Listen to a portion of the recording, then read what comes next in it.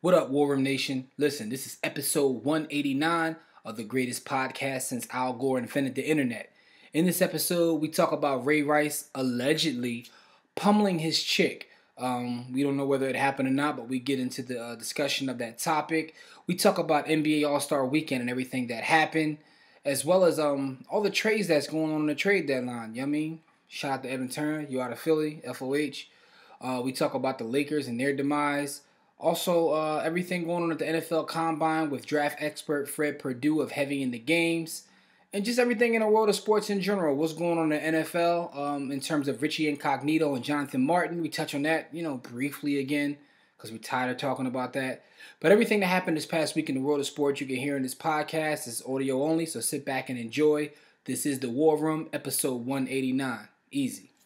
Blog Talk Radio. Welcome to the War Room. We got Dev, Kill, Jimmy, PJ, B. Austin, the Hot Block Commander.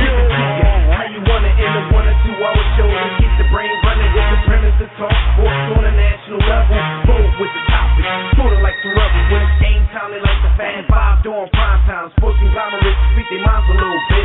For sports medicine and sports veterans and greats. The 4th and 26th saw the war in Kuwait. It's the War Room with 5 nights at the round table. 5 Philly guys diversified and educated.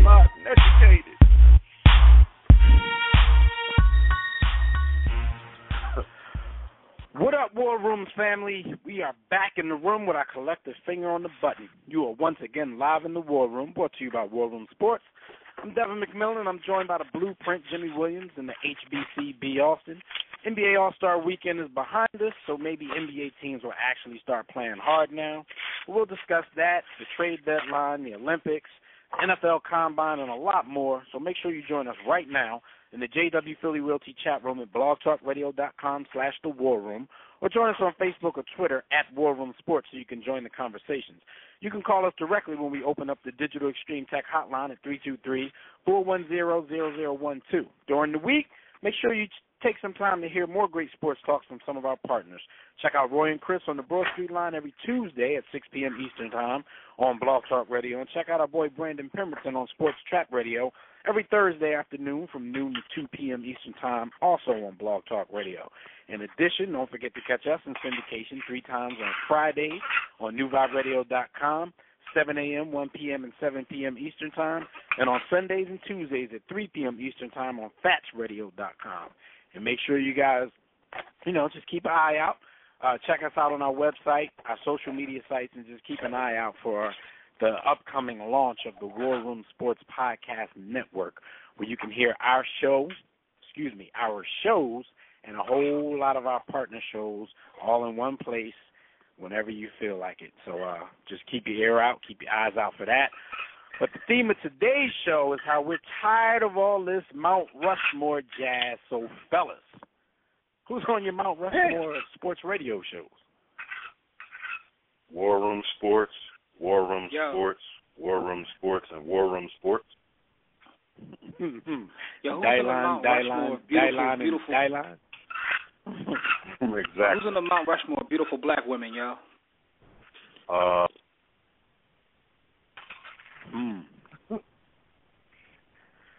Gotta go with Naomi that, Campbell pre-weave. No, well, I got one person that has to go. Y'all can have the other 3. Y'all can pick them, but Pam Grier Foxy Brown has to go. That's what I'm saying. Foxy Brown, Yeah. the original, Yeah. not the knockoff. So I mean, Everybody else y'all could pick, but that's the only one that's a must for me, yo. You gotta go Pam Grier. You gotta go Thelma from Good Times. You gotta go. I don't know. That's a difficult list. We gotta come up with that. Nia Long? Does Nia Long get a look like that, or is she too average, too regular? I don't know. That girl next door. I don't know, man. Mount Rushmore is. Oh man, I told you that. Now this is a debate Impact. we should be having right here. And you know what? When we discuss this whole Mount Rushmore thing in sports a little later in the show, I'll tell you why. Like even on the Mount Rushmore of beautiful women, like why some people are a little bit questionable. I think it's a lot more that goes into it than most people who are making these lists. But whatever, man. We'll like Sanaya Stone. We'll definitely get into that a little bit later and see if we can come up with a couple of lists and put all of this stuff to bed once and for all, because actually I'm tired of hearing about it. But Yo, I want our listeners to know that I will definitely be publishing my Mount Rushmore of beautiful black women. So that will happen. Well, come on, man. Can I get some credit, though? Right now, I'm going to tell everybody what happened this week while they were on the grind. On the Grind, as usual, is brought to you guys by DirecTV. If you like a better TV experience than cable has to offer, including that NFL Sunday ticket, once the NFL season begins, make sure you go to your website. Go to our website, warroomsports.com, click on the DirecTV logo, and order yourself a better TV experience at a discounted War Room Sports sign-up rate. If you call yourself a sports fan, and if you listen to our show, I'm sure that you do, you got to have DirecTV. All right, man, the headlines for this week, man, this first story is crazy because it's not only a story, it actually came with a video. Ray Rice and his fiancée were both arrested after a fight with each other in an Atlantic City casino the other day. The disturbing part of this is that a video has surfaced. I guess it was one of those cameras across from an elevator where Ray Rice's fiancée is laying on the floor, presumably unconscious, and it said that he knocked her unconscious with a punch, and he's trying to get her up or whatever. So Ray Rice is kind of taking a beating in the media right now, as well as social media. Pun what do you guys intended think and all. about this whole story? Big pun is there.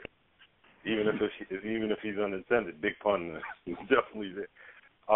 If he did in fact do that, then obviously, all jokes aside, he's pretty much scumbag of the earth status, at least for the next week until one of these other jabronis does something crazy.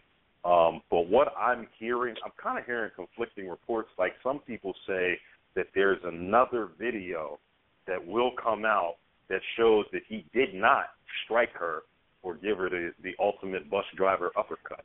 They're saying that she was drunk and passed out. And then my whole problem with this is, always an opportunity to take shots at the lemmings and the sheeple, is that people are jumping to conclusions to slander and slam him. Now, if it comes out that he did not strike her, then what? What you going to read? Yeah. Well, no, what you're saying, Bielson, that's kind of where I was going with it because, I've been listening to a lot of sports shows since it happened, and a lot of conversations and watching conversations on social media. And, it's definitely guilty until proven innocent because people are like 100% sure that Ray Rice did this, and the story that they're giving out on their show is the story that happened. I'm looking at the video. I have no proof. I'm waiting for more information, more facts to come out before, I can make a judgment on what Ray Rice is and what he did and what he shouldn't have done. Mm-hmm. All I've seen so far is a video and read a story about both of these people being arrested for assaulting each other. Not saying that it would be right for Ray Rice to knock his woman unconscious because she assaults him. You have to find another way to handle that problem without taking it to that level. But all we have is this video, and people are 100% sure of what happened because of this video. I'm asking questions on the contrary, like, well, how do we know she's just not pissy drunk and passed out on the floor? How do we know? A lot of people say, well, he's a strong football player. He can pick her up and carry her to the room.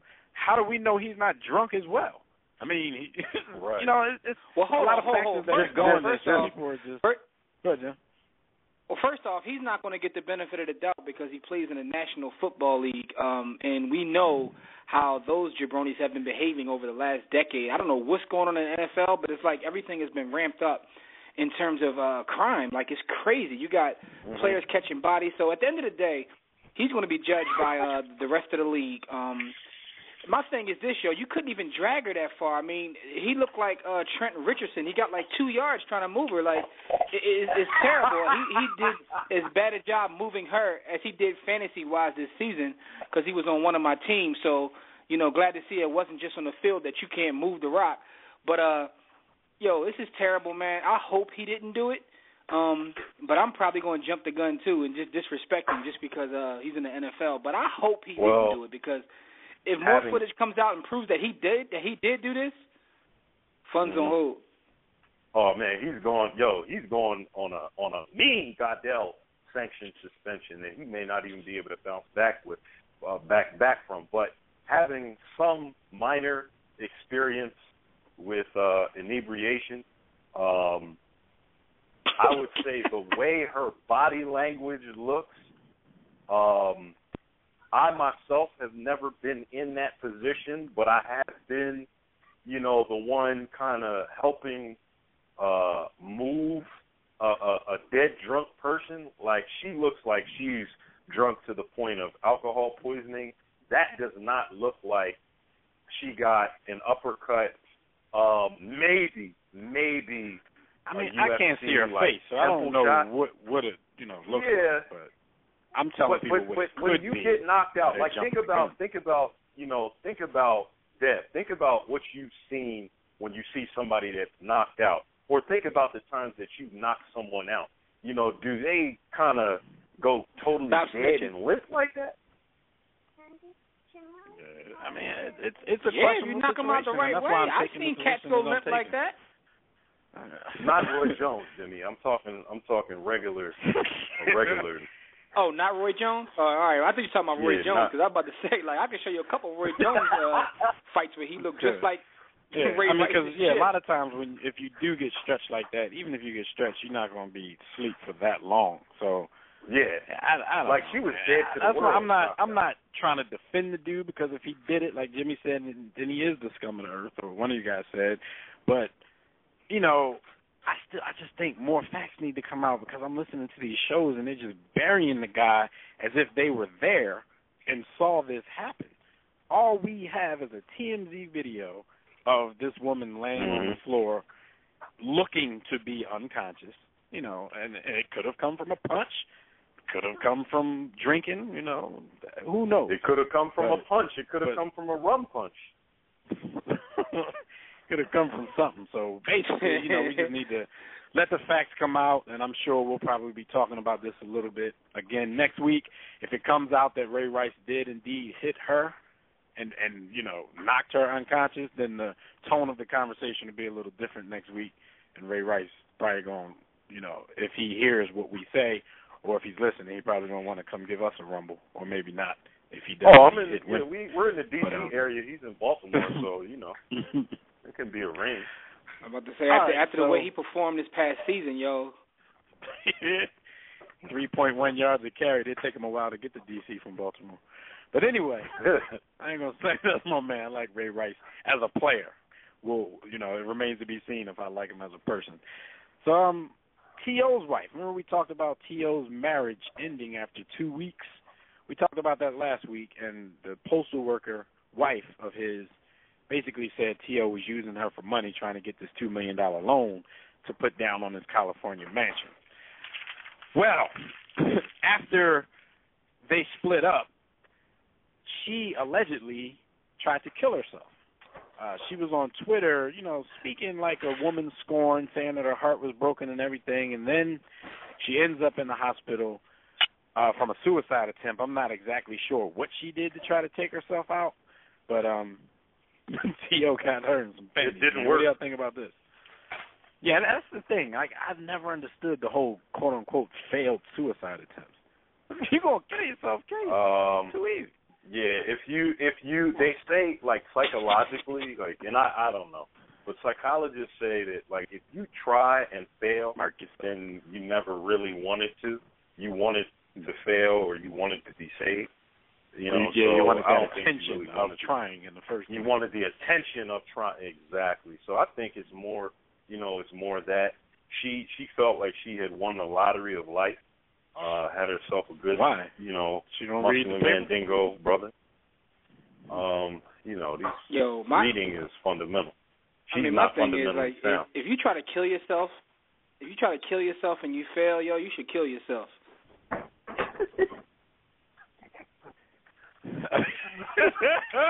Some of y'all won't get that. Some of y'all. I was actually reading something when he said that, so it took a second for that to register. Yeah, but I agree. Like, come on, man, how you gonna fail? But what I've seen is a lot of people around the internet pooping on T.O. talking about he's broke because he's using this woman for a mortgage. I mean, T.O. may have some ducats and just not the credit score to get the mortgage. Yeah, that's what I said last week. Like, bad credit and being broke are two different things. Now, he might not have the type of dough where he can just go buy this house straight up. But, right. We don't know who got the better credit. I don't know. Anyway. I don't know. CBS, I don't know if any of you guys watch CBS's coverage of the NFL. Jimmy might because, okay. I was about to say Jimmy might because he's a Broncos fan and they primarily do AFC coverage, but he just said he didn't. B. Austin, I'm pretty sure you don't watch much CBS coverage on the pregame NFL. Not pregame. Definitely not pregame, no. Okay, well, I'm pretty sure whether you watch a lot or not, you would notice, if we never told you the story and you were just watching, you would notice that two of their analysts are now gone, and those analysts are Dan Marino and Shannon Sharp. They've been let go by the network. They said, there was nothing that they did wrong, per se. They just wanted to shake things up, have some new voices on the set. So Tony Gonzalez, the newly retired, probably greatest tight end of all time, and that's kind of ironic that he's replacing Shannon Sharp. Are they saying he may have surpassed Shannon Sharp as an all-time tight end, so now he's going to take his job? They're saying he speaks the King's English. Definitely surpassed him in speaking ability. He has him deep. All right, so Shannon Sharp and Dan Marino are gone. I wanted to ask you fellas if this would do anything to the dynamic of the show, but since nobody really watches that pregame show, I'm not sure if that question can be answered here. I'll say this. I watched it enough to know that Shannon Sharp, in his most ignorant Floridian dialect, is going to say something incendiary at least every 3 episodes of the show. So he would get up there and say, "Hold over something there. Well, Dick, I don't believe that black people have been given a fair chance here in America to play the game of football. How do you guys feel about that?" And then they would interpret what he said, and they would give him a politically correct response. And that would be that. Even before all this happened, like for years, B. Austin, I've heard people say that Dan Marino was quite boring on the show. So maybe, and I hear they're still looking for another ex-player to fill that second spot, and the first name that I heard was Bart Scott. You guys think Bart Scott sitting next to Tony Gonzalez would be a refreshing addition to the show, over those two guys? Bart Scott. Can't wait till next week. What do you think about Bart Scott? Because I got my take on Bart Scott. I mean, in terms of entertainment, like, I will watch it. I mean, I will watch that because, it may be embarrassing a little bit to, us, but I think it will be very entertaining. Bart Scott's knowledge and his perspective on the game of football is highly underwhelming, and you would be shocked at a guy who played his career and spent his life playing football at the perspective that he had. Like, dude's approach to the game of football is almost that of a fan. Like, he will say, and he's not, he can speak the King's English, so he's not going to get out there in Floridian, but it's kind of like speaking to a young boy. It's like somebody in high school talking football based on emotion and who they like. Like, he doesn't really get into the analysis of the game. So if you're expecting that, you'll be a little underwhelmed. I mean, I don't know. I mean, I guess you're right. You probably watched him more than me. I couldn't say all that based upon what I've seen of him, but you may have watched more than me. So let me not say that. He's the type of guy. He's the type of guy that'll get up and defend Michael Vick as a good quarterback, and we know why. Who Bart? I mean, that's if you're judging by that, there are a lot of cats that shouldn't be on TV. Agreed. I don't disagree with that statement. We'll see. I'm pretty sure because of this change, the people who don't watch that pregame show, and I don't know, their ratings might spike in the beginning of the season just because people want to see the change. I'm sure I'll tune in just to see who does what and how different it is from the last few times that I tuned in, but I don't know. I guess it's not really that big of a deal. Those guys will probably find another job somewhere. I see a spike in female viewership. The 76ers, they signed Kevin Groh, who's a high school senior with Down syndrome, lives in the Philadelphia area. They signed him to a ceremonial 2-day contract. Now, Kevin Groh, for his high school team, he was the manager for 4 years. But since he's a senior, for the last 2 games of the season, the coach activated him, allowed him to play. He actually scored 14 points in these 2 games, including 3 3-pointers and a buzzer beater. All of this in the last 2 games of the season. What do you guys think about this? I mean, because usually when we talk about things while you're on the grind, it's usually a bunch of either negative stories, ratchet stories, or just craziness altogether. But, you know, this is something good that the Sixers did. What do you guys think about this? It's a noble and heartwarming story, and my takeaway after actually seeing the footage of him shoot and score, Ricky Rubio and Rajon Rondo, y'all ought to be ashamed of yourselves. That's what I think about Kevin Groh's jumper and y'all. He can shoot. Well, and he I got think, of course, it's a great story. Mm-hmm. And the thing about it is, like, I've seen his high school highlights or what have you, because this story has been in the daily news and on the news in Philadelphia for a couple weeks now about this kid playing. Seems like a good kid. I mean, I'm surprised. Well, now I'm not shocked that Evan Turner's gone because they've replaced him. So, you know, he fits right in that spot. But, with that being said, man, good move by the Sixers, you know what I'm saying? Kevin Groh and his team actually got to stand with the Sixers during the national anthem. I think when they played the Cavs back on Tuesday. I don't know. I mean, yeah. Good thing about the Sixers, but, you know, they need to sign some real contracts here and stop getting blown out by 35 points a night. Yo, when I hear stories like this, what I think about is, like, you know, of course it's a great story. It's like one of them, you know, like a Rudy moment. But, yo, how mad would you be if you got invited and they had to watch that team play? That's like punishment, yo. You wish your hometown team was a little better if y'all were going to do this for me. And then you think, well, if they were better, they probably wouldn't do this for me. This is true, they too. They wouldn't be able to spare the extra tickets. They wouldn't be able to spare the extra tickets it would take to get this whole team in the building. When your team stinks, you start doing things like you're giving out one-day contracts. You start retiring players' jersey numbers. They're going to start searching through the ranks and to start retiring like Hersey Hawkins and Dana Barrows. You do anything to, like, you know, bring some sort of buzz, and the Sixers are struggling right now. But with that being said, yo, we're going to talk later because I think in the future, the Sixers about to have their own draft. Exactly, with all the picks that they're stockpiling. All right, everybody, well, that's what happened this week while you guys were on the grind. Jimmy, let everybody know who in the world of sports is having a birthday this week.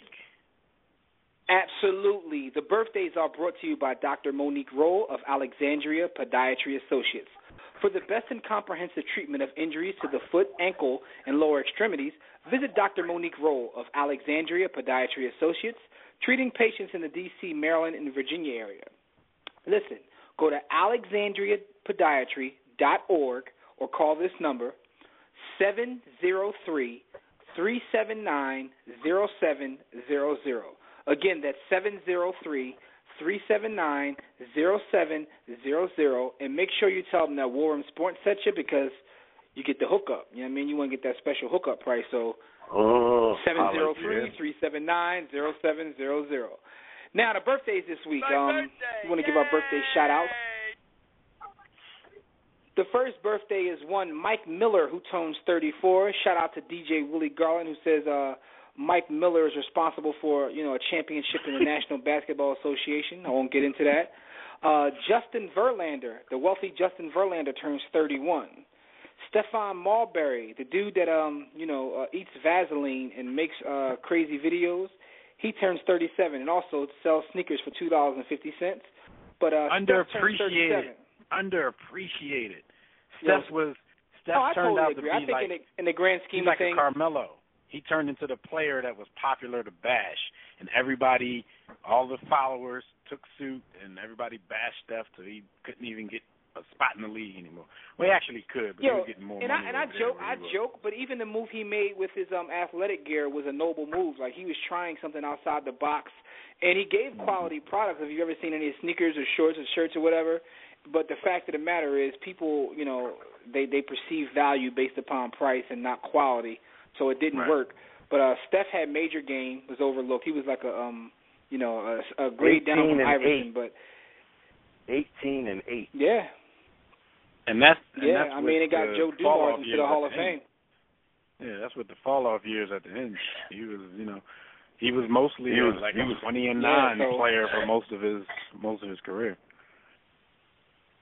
Now, and the last birthday I want to give a shout out to is one guy who I absolutely love coming up watching play the game. I'm getting kind of tired of his shtick on TV, but still comical at times. That's one Charles Barkley, who turns 51. But it's funny because as popular as Barkley becomes on TV, people forget how great of a player he was because of it. That's terrible. Greatest power forward ever.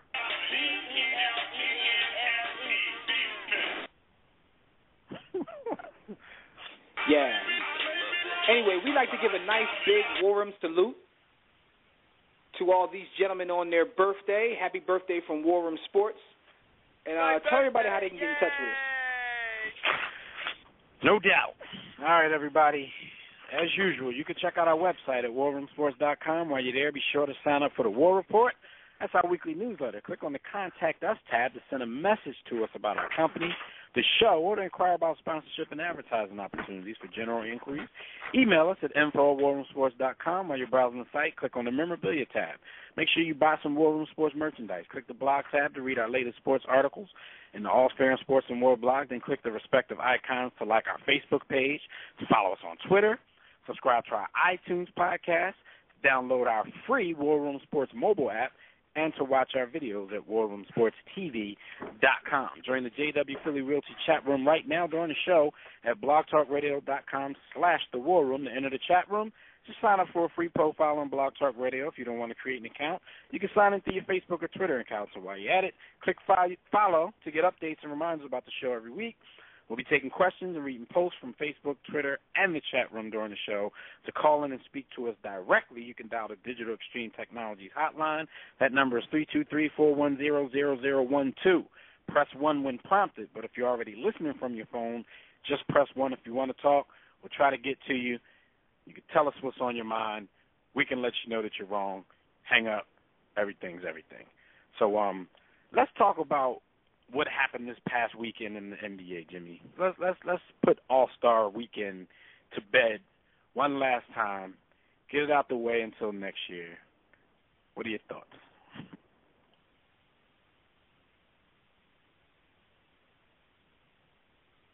Don't all jump on the topic at once, gentlemen.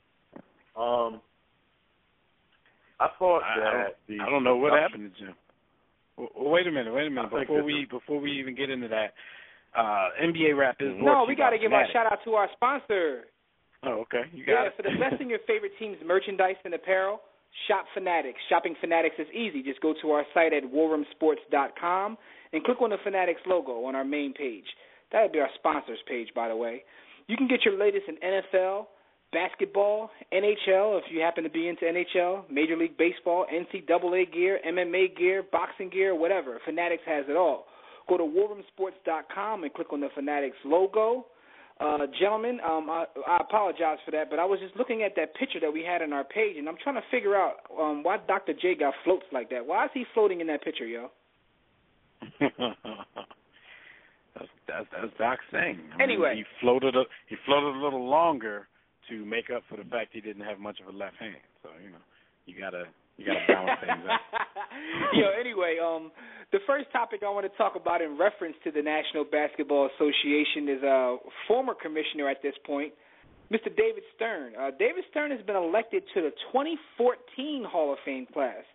My question is, do you guys have any problem with that? I mean, this doesn't seem to follow the guidelines or rules in terms of being elected to the Hall of Fame, but they're making an exception for Mr. Stern. I want to go. Go ahead, Dev, because my sentiments kind of mirror yours, and I heard you say something that you could share with the people. Yeah, I mean, because I've talked to people, like, I don't have a problem with it. Like, I'm asking the question, is it an exception? I mean, because I've talked to a lot of people this past week who have a problem with it, and I'm looking at it in a different way. Like, he's not a player. I mean, I think I could be wrong, like Charles Barkley said. I could be wrong, but I think the whole weight with players is because we all know that players get antsy and people come out of retirement all the time. So I think, they want to wait and make sure this guy, is fully retired. But this is a commissioner. This is not even, like, I've seen coaches get into the Hall of Fame while their coaching career was still going on. This is an NBA commissioner. It's not like there's a log jam of commissioners that has to clear and get into the Hall of Fame before he can get voted into the Hall of Fame. So I really don't understand what the uproar was about him, quote unquote, getting an exception into the Hall of Fame. He's a commissioner. It's well known that he's probably the greatest commissioner that the NBA has ever seen. Wait for what? I don't get it, but maybe that's just me.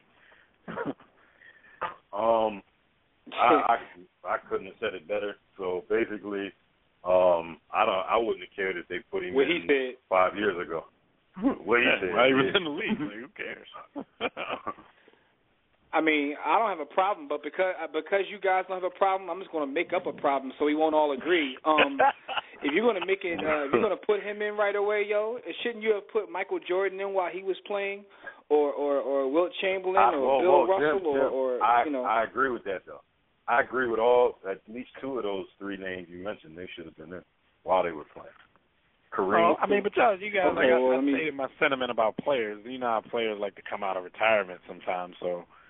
If you don't get them. So what happens if you? What is the waiting period? How long a period is it you have to wait? Is it 3 in the NBA? Like, I know it's 5 in football. Is it 5 in the NBA as well? Those in the chat room. I know Andy's in the chat room as well as Leroy. Somebody has to know how long the wait is to get into the Hall of Fame. What's the actual wait? What's the wait, y'all? But I'm like, why would a commissioner have to wait? I don't get it. Is there a chance he's not going to get into the Hall of Fame? I understand your point.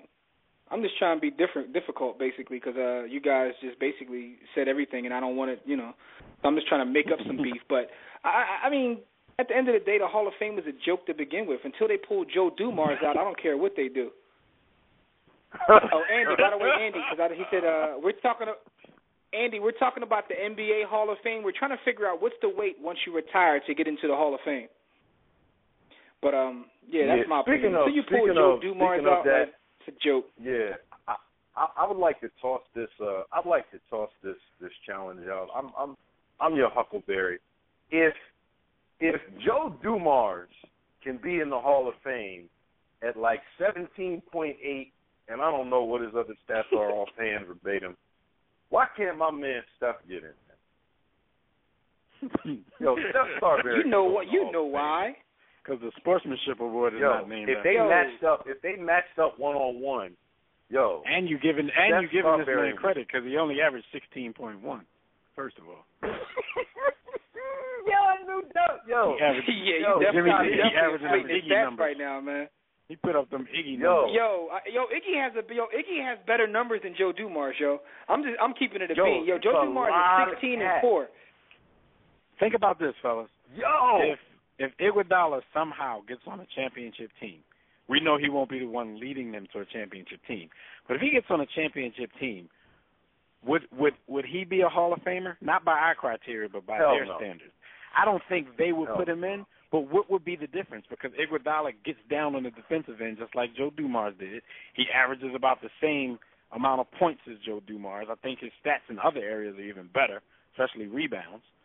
So why wouldn't Iggy be a Hall of Famer? But that's He's the a point. nice but guy. That's the entire point. That's why. And I hate to keep making fun of Joe Dumars because he was a good sportsman and a good guy, although he's not looking too great right now.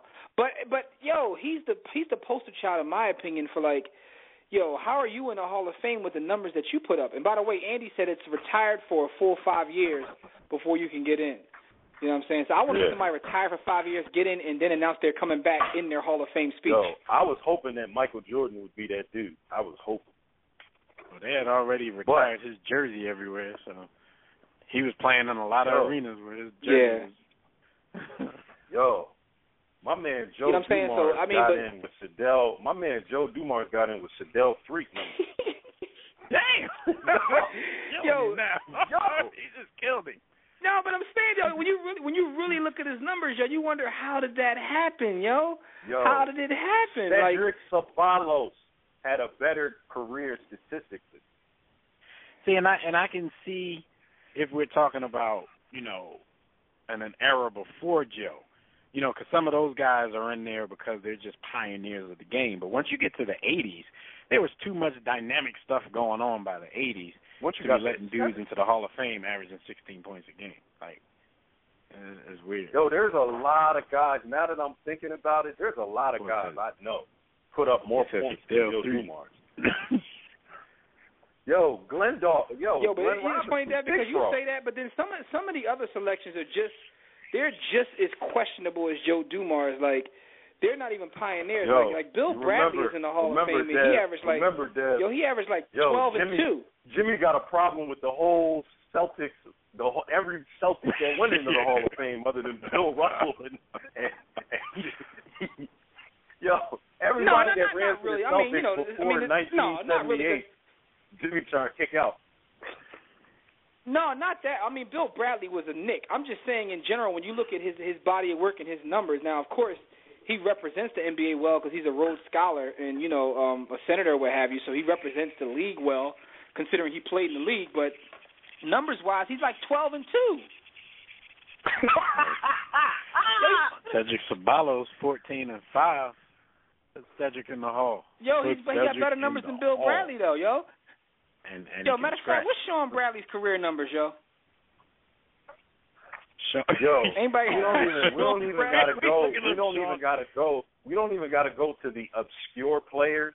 There's just regular dudes that were good that will not get in the Hall that are better than just Chris Webber shouldn't go to the Hall. Vince Carter. Sean Bradley is 8 and 6. Sean Bradley's some trash. Yeah.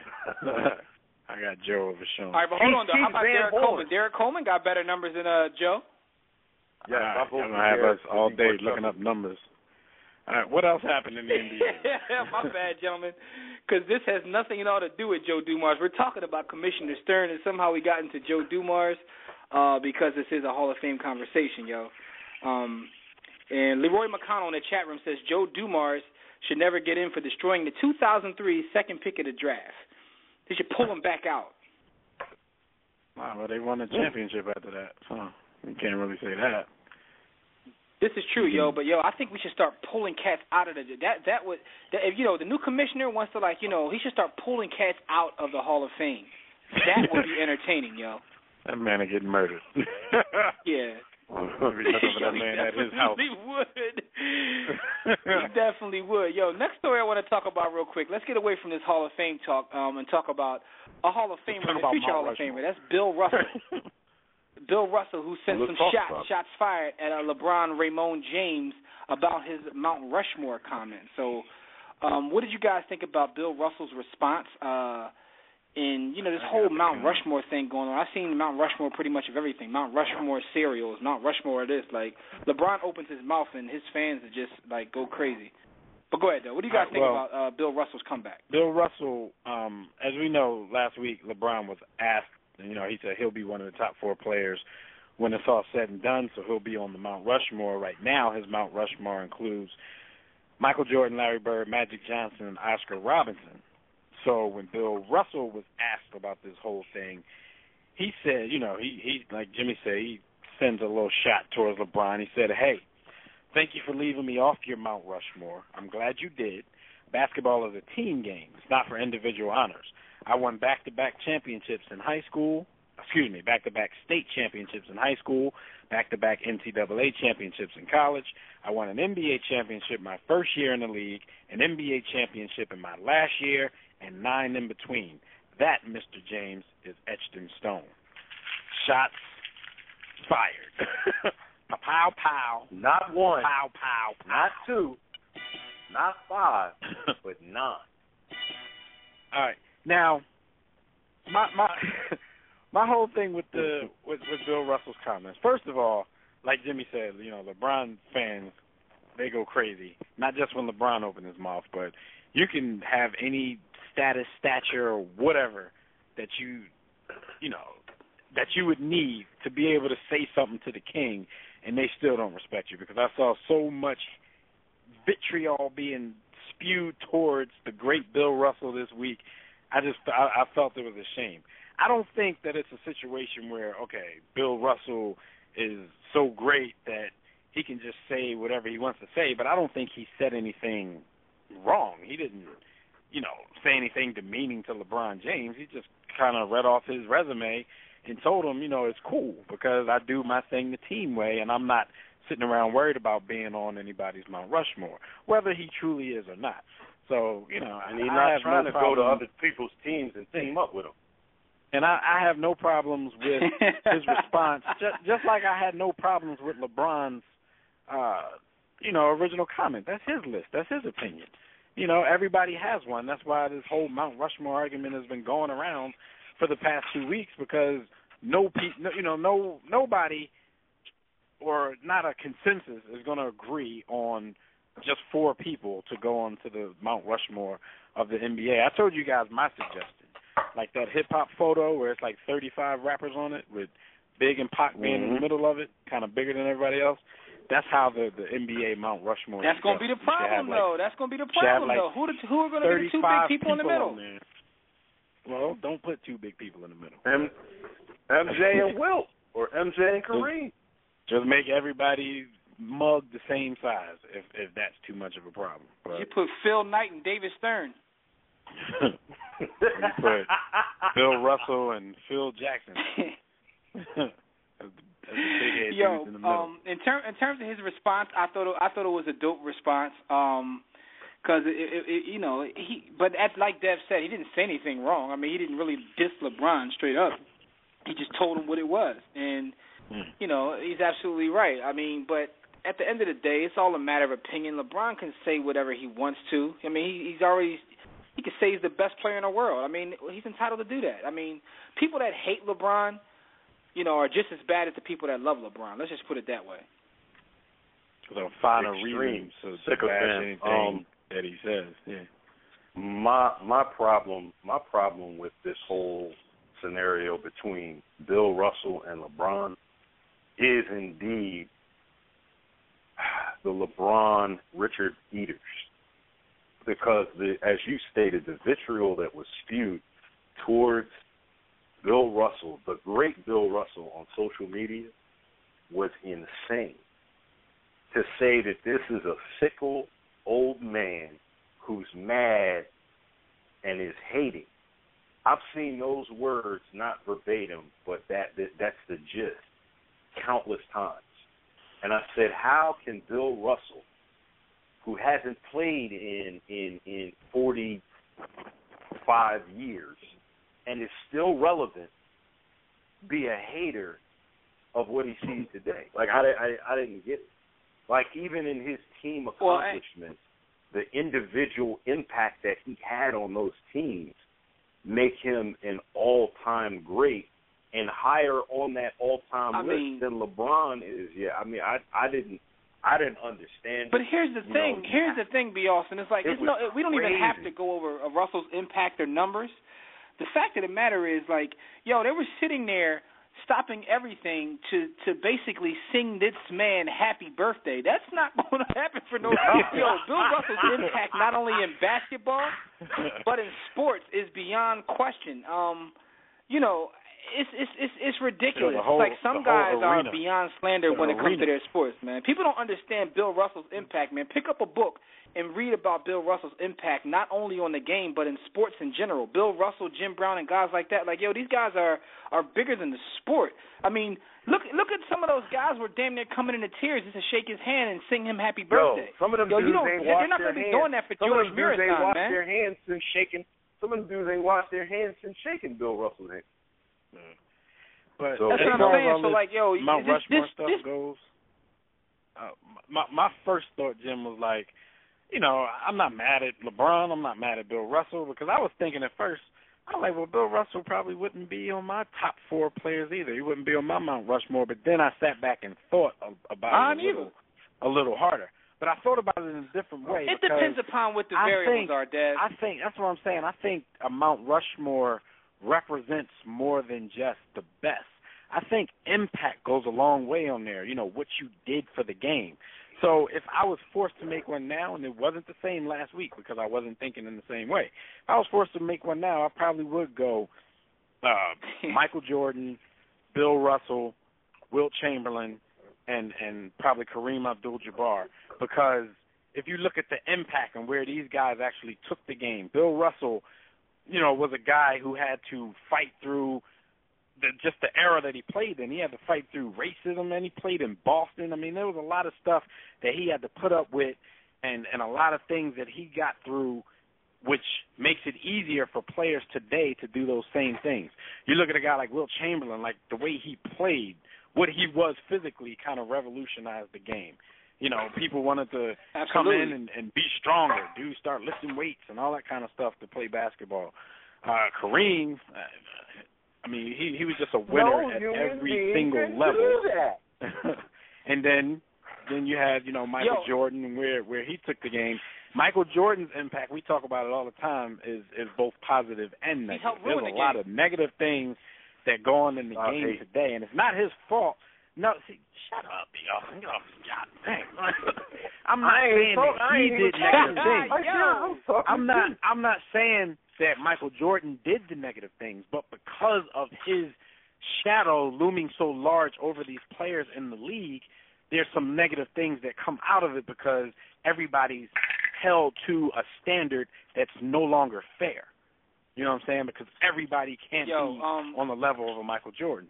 So, you know, I think impact goes a long way in this argument, man. You can't just put the best 4. Yeah, a couple things, man. First of all, shout out to Michael Jordan, a.k.a. Republicans Buy Sneakers Too.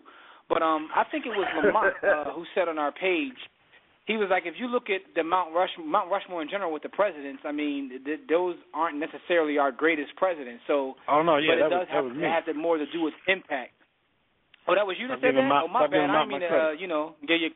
My bad. I know it was one of y'all two because y'all was having a conversation. Yeah, but that's my fault. All right, well, you said it then. You said it then. Well, yeah, shout out to you for that then.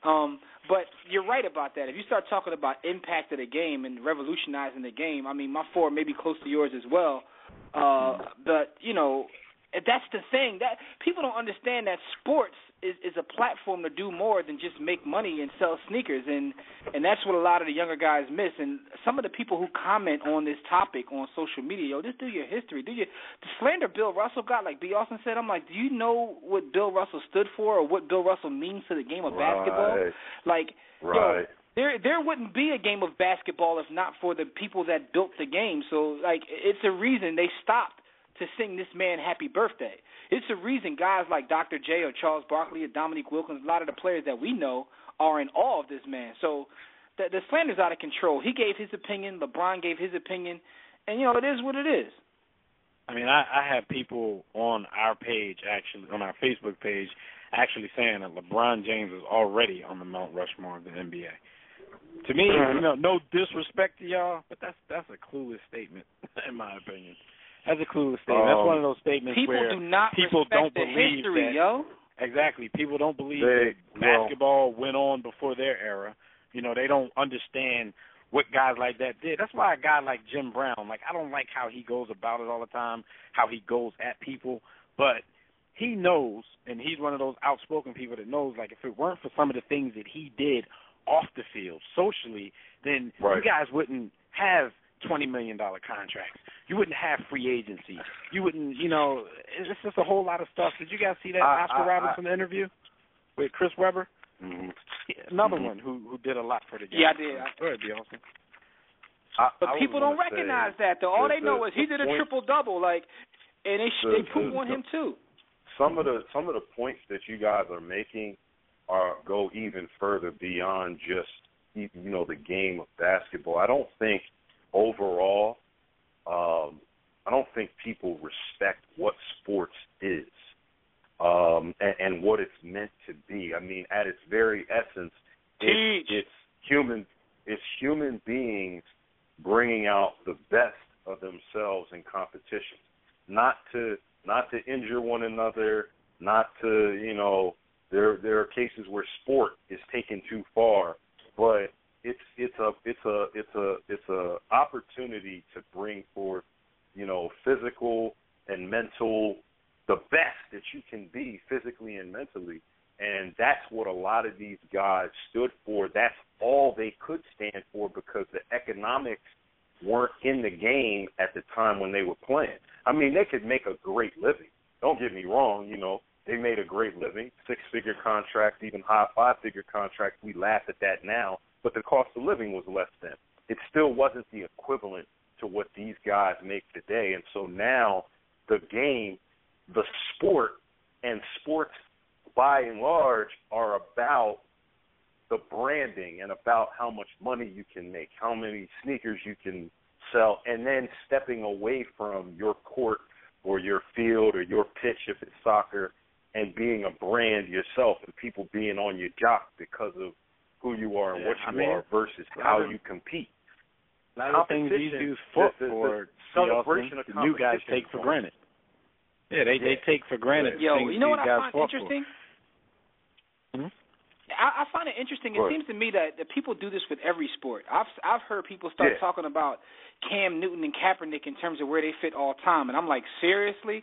So I hear this in every sport, with the exception of with the exception of maybe boxing. I think like boxing may be the only sport that I talked with people online about where they actually give credit to the older generation. Outside of boxing, it's the same respect in every sport. Because a good old-fashioned ass whooping is a good old-fashioned ass whooping is a good oldfashioned ass whooping. Maybe that's the answer. But I just wonder if you guys see the same thing. I see it in every sport. I see it in everything. It'll be the same thing 30 years from now. Like those guys are going to have to pay homage to like LeBron and those guys for taking the competition out of the game and being able to do it. But I think you got to you play with your buddies.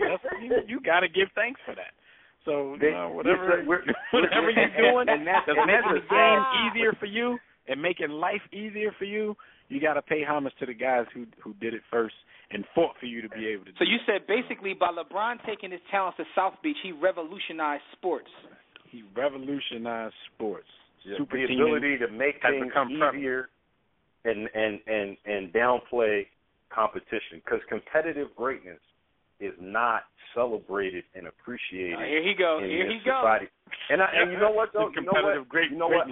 I've recently come to the understanding that I don't even hate LeBron. I actually like that young man, and I respect him. He's a product. Nobody of believes his era. that. He's an era.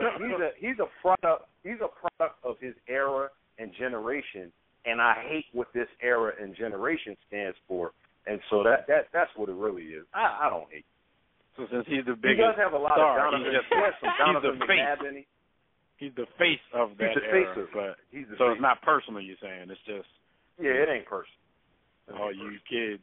Yo, all I'm saying is anybody who follows our movement via the written word, our videos, our podcasts will probably disagree with everything you just said, B. Austin.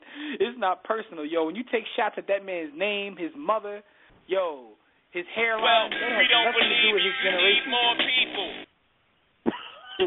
I mean, I don't really hate them either. I just hate what they stand for because I don't like when lemmings run and jump off the cliff. I can't. It's dangerous for them. Yo, I It's respect dangerous that, for their man. health. I respect that. Speaking of LeBron, right, let's talk about his rival, or the guy that we want to be his rival. It really hasn't happened yet. Kevin Durant, KD. He wants to be called the servant. My question to you is, what's wrong with him, yo? Why does he want to be called the servant? And what do you think of that nickname? Yo, Kevin Durant wants to be called the butler. What the? Yo, I'm gonna defend him. I understand where he's coming from, but go ahead, Dad.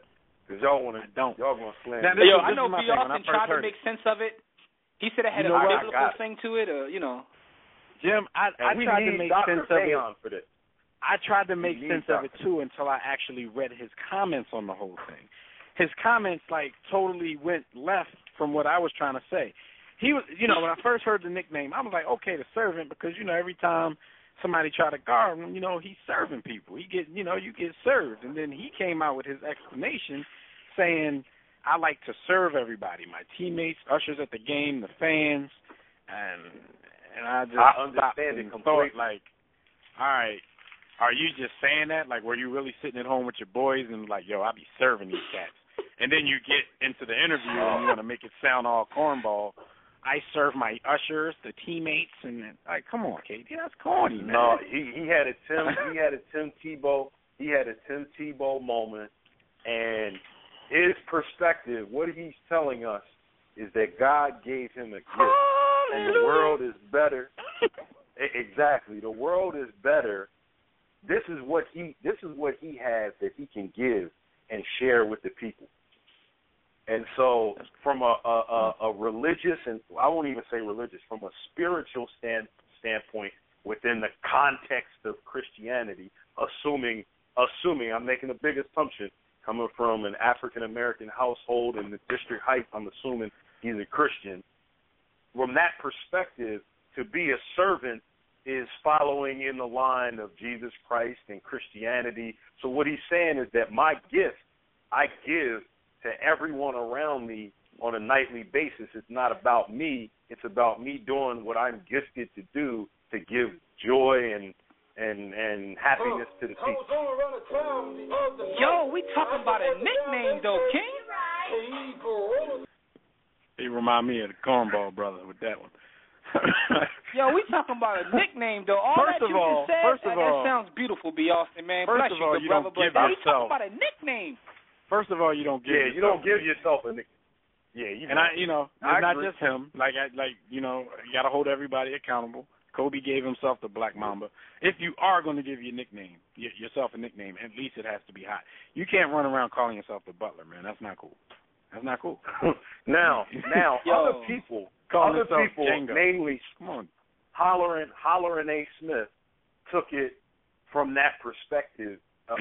From a racial perspective, where we live today in America, where young black men are still getting murked and people don't go to jail for it, kind of reminds you of, 150 years ago, slavery, you could get away with that. They're saying, why would you, with the history of black men and women in this country, call yourself something that's akin to a slave? Why would you call yourself... I think there's a valid point with that. I get it, and I think there is a valid point. I think that, again, my explanation and understanding of where he's going with servant, I get it. I believe that that's what it is. I'm hoping to one day be able to ask that brother. But the conventional logic of African-American people in this country is going to be, come on, FOH, dog. Why would you call yourself a cotton picker? Yo, you basically call yourself a cotton picker. He should call himself the job application because he give out work. Call yourself KD. You have a built-in nickname. You don't need another nickname. Chill out, man. And the thing about it is, I actually think those nicknames are corny. They're like nicknames. That's your initials. I mean, so what? I mean, you just gotta run with it, man. Come on with that, man. I guess it's just I like the servant is weak, yo. He said he doesn't like the Slim Reaper because he don't want to be. He don't like the Slim Reaper because it has something to do with death. But That's what you're doing to half these dudes. I mean, that's what you're supposed to be giving out. You killing these dudes, man. If I'm shooting, if I'm shooting, yo, you said all of that and then went out in the All-Star game and shot a gun every time LeBron breathed. You was trying to kill them dudes. See, why I had to bring LeBron into this? Yo, all I'm saying is this though. Like, yo, the servant is trash. I'm not calling that man the servant. Like, you can FOH with that. Like, there's porn stars named the servant. Like, so come on, cuz. Like, you gotta do better than that. Hey, Jim, man, forget that dude, man. I know you want to, read off these trade deadline deals in a minute, but can I ask you guys a question, man? Yeah. Sure. What up, though? Is the dunk contest over yet? Did they name a champion yet? Yo. I'm still waiting for the dunk. I mean, I think the people did. I just that real quick. What do you guys' opinions on that format? Because personally, I think they wasted an opportunity because this was one of the first times in a long time we can remember having some star power in the dunk contest and 3 All-Stars dunks. And they ruined it. They ruined it with the format because there was some hot dunks, but that format just left so much to be desired because of the way it was like you took a trash can lid, and you put a great meal on the trash can lid and served it to me. I ain't thinking about how good the meal is. I'm thinking about the fact I got garbage juice rolling around with my meal on this lid. So, yo, my question is, y'all just saw my face though. Yo, like, is it after the John Wall dunk and he went over and did the buffoon Dougie or whatever he was doing, and then all three of those dudes stepped onto the stage. I had this confused look on my face, like, wait a minute, like what are they doing? Are they giving out a bronze medal, a silver medal, we won a gold? The dunk contest. Like I've never seen people say we won. Yo, the dunk contest. I don't understand it. My thinking was this. There were some good dunks, but I'm wondering the whole time, like, is it just time to end the whole contest? Because that first round freestyle thing bothered me so much that I really didn't get a chance to fully enjoy the rest because I was trying to figure out what was the point of the freestyle jaunt the first time, and then they actually judged it. Like, seriously? Like, what is that? What's the point of warm-up? It would have been. You got to watch him warm up? Like B. Austin said, it was a wasted opportunity because you finally had some names in the contest that people would want to see. You had some pretty good dunks in the contest, but what the hell is up with a 3-man winner? And then, you do try to separate one person and you let the fans vote. They vote on one dunk. The last thing they saw, it was a great dunk, but you know how fans are. One dude ruined it as well. Yo, I was waiting for the dunk off. I thought they were going to go up there, take their team trophy, and then go back down and get it in some more. That's what I thought was going to happen. I guess I didn't read the rules. Harrison Barnes single-handedly. Go ahead, Beyonce, because you were going to say the same thing I was. Harrison Barnes ruined the whole weekend.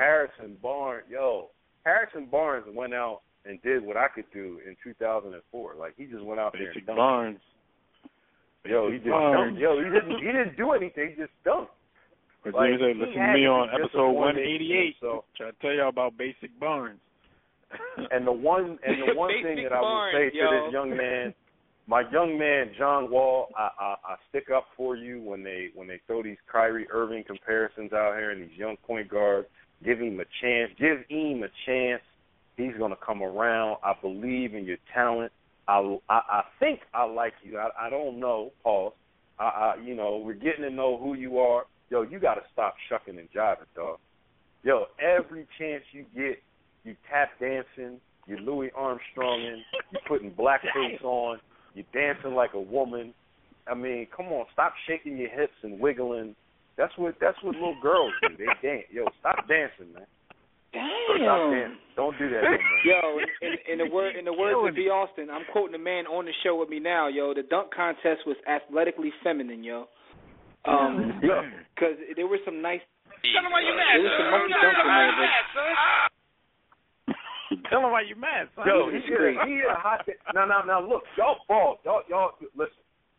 10 years ago, 15 years ago, obviously we weren't playing at this level. But when you did something hot on the basketball court, did you go over to your homie and wiggle your hips and happy feet. I can honestly say I've never danced a jig on the basketball court after getting a hoop or something. Yo, it looked like that Vine. It. Remember that Vine where dude dunked on the bull and started dancing and whatnot? Yo, next he gonna dunk on somebody and turn around and start slow dancing with a dude. That's when I'm gonna stop watching the NBA. Athletically feminine. He gonna start dropping it like he hot. Yo. He gonna get a bang and drop it. He did the stanky leg, the Tootsie Roll, and yo, I'm not with it, man. All this femininity in the league is not cool, man. And Paul George dressed like a matador. He was dancing, too. He's another one of them dudes. Yeah, they were having a dance-off after every Another one of them? He's another one of them. What's wrong with y'all? What's wrong with you? Yo, y'all gotta chill, yo. Let's talk about the trade deadline, yo. Let's talk about the trade deadline and some of the moves that were made. The wiggle. You two guys are Sixers fans, and the Sixers got rid of everybody. Yeah, the Sixers were active. Denver was a little bit active. These are some of the, starting yesterday. Of course, the Nets dealt Jason Terry and Reggie Evans for Thornton. So Thornton's going to come over to the Nets and see if he can help that team out. The Lakers, and Kobe Bryant is not too happy about this. He tweeted something about Steve Blake being one of his closest friends on the team. The Lakers sent Steve Blake to Golden State for Aaron Brooks and Bazemore. So the Lakers are probably just, grabbing back some people that they can that they can jettison Bazemore when the season's over. Bazemore is Cliff Livingston's son. But that means he's good for morale then. To get you he's the greatest towel waver in the league. Yeah, so how Kobe has to do everything Mike does, so they had to get him his towel waiver. All right, the first move for the Sixers that came early this morning, Philly sent Spencer Hawes to Cleveland for 2 second-round picks, Earl Clark, and I think one more person. I think they got Sims in the deal. Basically, Spencer Hawes, I think his deal is actually up, so they probably weren't going to re-sign him. And like I was saying to somebody this morning, I don't think Spencer Hawes is trash, but I don't think he would be worth the pursuit. So, if his deal is coming up, get rid of him. Get something. We traded a recyclable. We traded a recyclable for some trash. I'll give him recyclable. 13 and 8 million. 6.6 million, almost 9. 13 and almost 9, and in today's center climate, not too bad. Even though a lot of his points are coming from the arc, but not too bad. But he can't block. He has no defensive value at all. He averaged 1.3 blocks. Free Spencer Hawes, man. Y'all slandering Spencer Hawes a little bit too much. I'm not slandering him. I just tell him Austin he averaged 1.3 blocks. B. Austin is killing him, man. B. Austin killed him. I didn't say he was a bum or trash. You said he was trash this morning. Yes, you did. You said he was trash this morning. Oh, now you didn't say he was a bum. You said he was trash.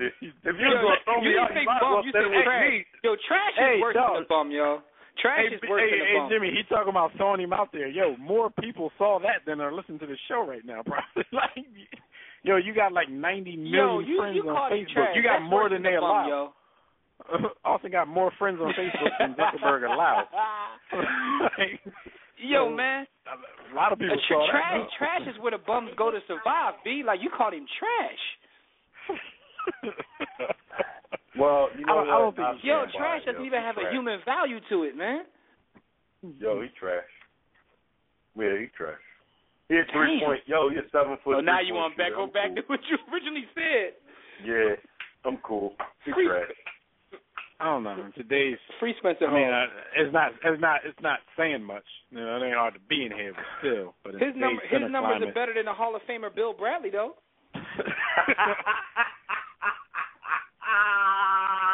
Yeah, Spencer Hall's averaging 13. Listen.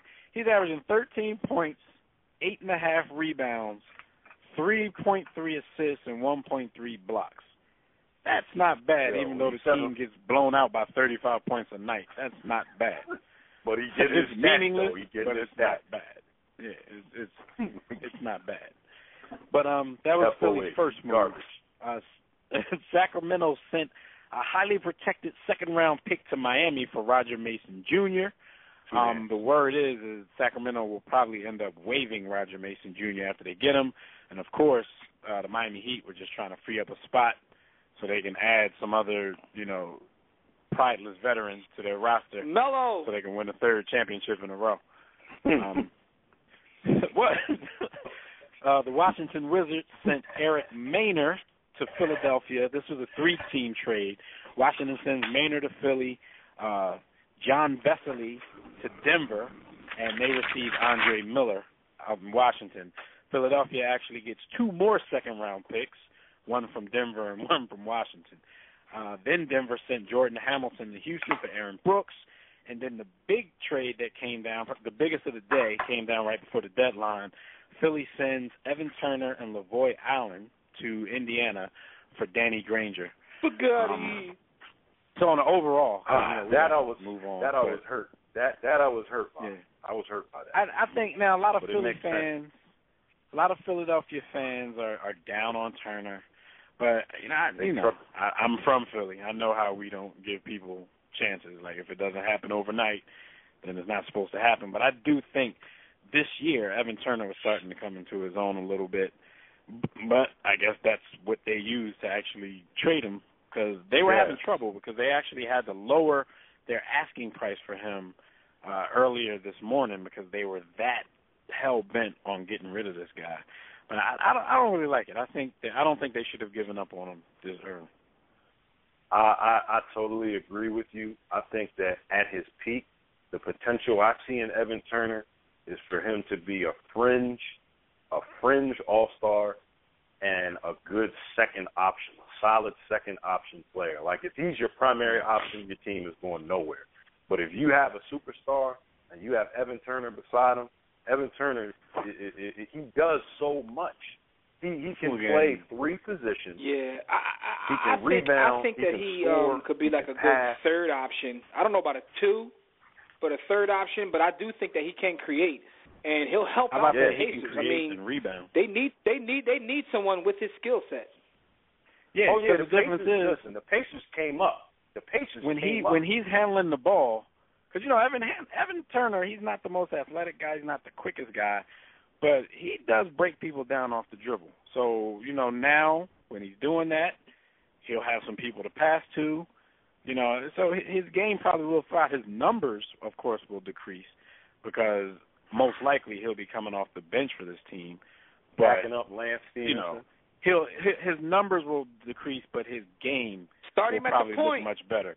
Because, like Jimmy said, he'll look more like the player everybody expected him to be. He just won't be able to put up those numbers because he won't have the pressure to. Listen. So, I don't know if that's a good thing for him or not. Man, he's going to be first. He's going to be putting up Bill Bradley numbers. I have a high level of respect and regard for the Pacers front office in this deal because what they did is they set themselves up for this playoff run. They set themselves up for the future because they understand that Lance Stevenson, while he's developing, he still has head case tendencies, and he's probably going to ask for more money than he's worth. So if he walks, you slide Evan Turner into that position.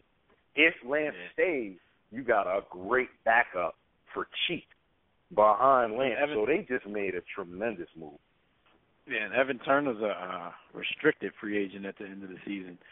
So it'll be a case where if he starts taking offers, they can definitely match. So, if I'm Evan Turner, I'm not even trying to, unless you don't want to play there. If you want to play in Indiana, you go take some good offers. I mean, there might be a bad team out who's going to give him more money than he probably should get, and then the Pacers will probably move on from it. But if it's something that the Pacers can match, I don't know. I think he'd be a good fit there.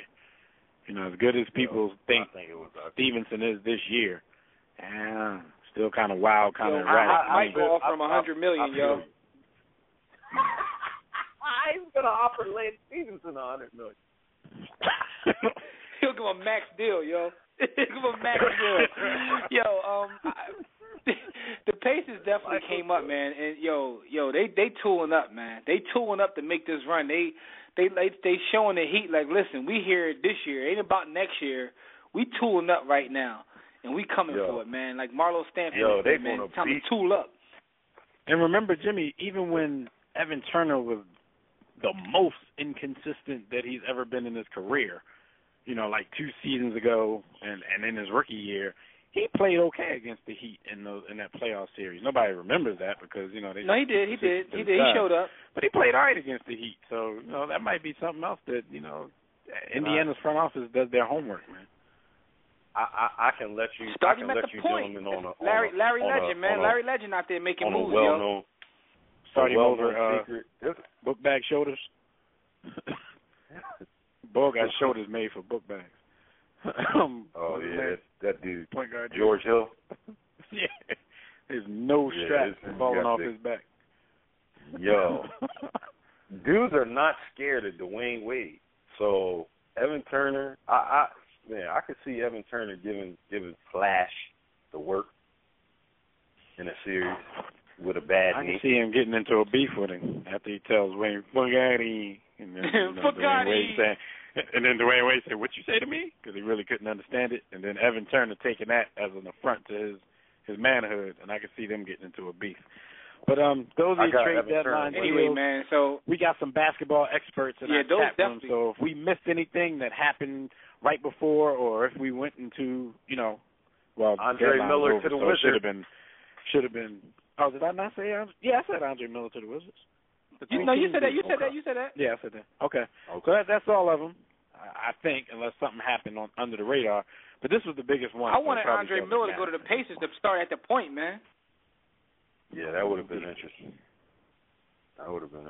Aaron Brooks to the Nuggets. Does that matter? No. Anyway, man, those are the major deals. If anything else comes down like that, we'll find out. He obviously wasn't listening to me because I said all of that. Yeah. Started listening, boy. Yeah, he definitely did. But, anyway, man, listen, let's move on because we got a lot of other topics to talk about. But before we do, tell everybody how to get in touch with us. All right. Somebody need to screen the digital. But, everybody, like we always tell you, make sure you check out our website, warroomsports.com. To call in and speak with us about any of today's topics, dial the Digital Extreme Tech hotline at 323-410-0012. Press 1 when prompted. If you're already listening from your phone, just press 1 if you want to talk. We had a caller on the line. I'm not sure where he went. Either way, we got our guest college on the line expert anyway. to talk about the combines on. No doubt. So let's get But let me Fred tell you guys Purdue. who these hot topics are brought to you by, though. Oh, yeah, no doubt. The hot topics are brought to you by Audible. If your schedule is too hectic to read as much as you want, try audiobooks and kick back and let someone else do the reading for you. All you have to do is visit audibletrial.com/warroomsports. That's audibletrial.com/warroomsports. In no time, you can be listening to the latest bestsellers, hands-free, stress-free. Just go to audibletrial.com/warroomsports and get you a free audio book. I'm currently listening to the Wilt Chamberlain book. Great information. You know, study your history of basketball, yo. I just want to leave y'all with one gem from Wilt. Wilt says he left the Sixers to go to the Lakers because L.A. had more beautiful white women. With that being said, that's what Wilt said. That's not me saying that. Wilt said that. So I'm just letting y'all know, what it is. What's the title of that book again, that Jimmy? was his Sex, reason. Money, Sex, and then basketball? It's called... Oh, man. Wilt is out of control, but those are his words before people shout try out to hold the white me. women He said, that listen. Shout out to the white women that listen to War Room Sports. All right. Man. Wilt went out to L.A. L.A. That man's words, man. That's the first thing he heard in his morning he woke up in his hotel room. The royal penis is clean, Your Highness. And it was history. On now. And by the way, the name of that audio book, because you can get it for free by going to audibletrial.com/warroomsports, is called Wilt. As simple as that. WILT, Wilt. So Jimmy, go get that. But anyway, the first topic before we get to Fred, we're going to get to Fred. But wait, Jim. What's up, y'all? We got a. Go ahead, talk about that. I'm gonna see what we got on the digital because I want to get them on before we get Fred on. because they're going to have to okay, hold okay. a Hold whole on, lot Fred. longer. We'll be right with you, Fred. Be off. So hold on 1 second, because I want to get your opinion on this. Speaking of women, Lolo Jones, her team finishes in 11th, and she gets ripped. I've seen her get ripped in the media. Other bobsledders are ripping her. Male bobsledders are ripping her. What do you think about Lolo Jones? She tries to, switch events and go to the Winter Olympics, and her success or lack thereof. I think that from a Yam perspective, those are right call. Never mind. I think that the problem with Lolo Jones What's the Yam perspective? is, I think that the problem with Lolo Jones is she was anointed in a sport that is still about competitive greatness and hard work. You can get away with being a part of the hype machine in other sports and not necessarily producing and delivering. But in track and field and a lot of the other Olympic sports, the other folks that you compete against don't take kindly to the hype machine being built up around you if you cannot deliver, especially if you cannot deliver. And Lolo Jones, to be honest with you, she's actually a very accomplished and good hurdler. She's met with some success, but she's also on the largest stages of the world, the Olympics, the World Championships, Pan Am Games. We've seen her fail. Time and time again, she fails to come in first when she's the favorite. And so a lot of times her companions, her teammates even, will say, well, you celebrate Lolo, you're happy, you got the pretty little super light-skinned, model-esque girl that you hold up, you tout her. Here we are doing the hard work. We're winning the event. And when she comes into these events favored, she loses.